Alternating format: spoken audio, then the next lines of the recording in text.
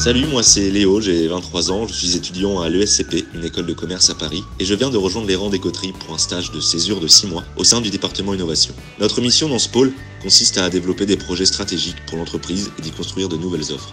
Cet après-midi, on ira sur notre forêt de Pézarches pour vous montrer une vraie forêt, un petit peu comment ça fonctionne. Donc là, c'est une plantation. En termes de surface, on parle toujours d'hectares, c'est 100 mètres sur 100 mètres, donc ça fait 10 000 mètres carrés. Si le sol est trop tassé, s'il est trop épais, les racines ne vont pas prendre. Donc souvent, ce qu'on fait, c'est qu'on utilise une sous-soleuse. Je vous montrerai des photos après. C'est un tracteur avec une grande lame à l'arrière qui va tracer un sillon.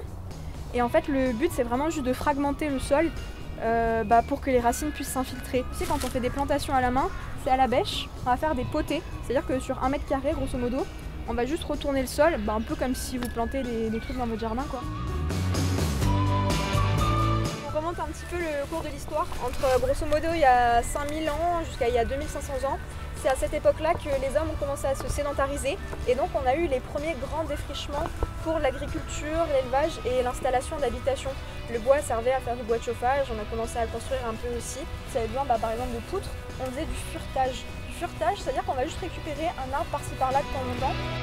On avait la chance d'avoir Margot, donc ingénieure forestière, qui a quand même pu nous expliquer tout sur la forêt, ses secrets, son fonctionnement, son histoire. Enfin, on n'a pas toujours la chance d'avoir quelqu'un de si spécialisé qui nous explique tout ça. On essaie de faire ça assez régulièrement pour que tout le monde soit un peu toujours au courant de ce qui se passe, qu'on soit formé, toujours au top et ça se ressent dans notre boulot, on adore venir travailler, quoi.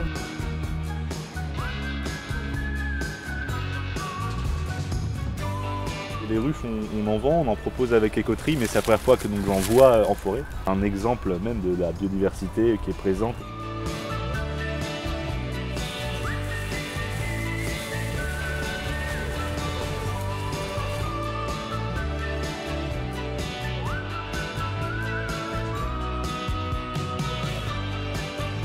On arrive au terme de cette journée qui fut hyper enrichissante, ludique. On a appris beaucoup de choses, notamment sur les offres des coteries, que ce soit les arbres qu'on proposait, mais aussi la biodiversité. Très très bonne journée, à bientôt.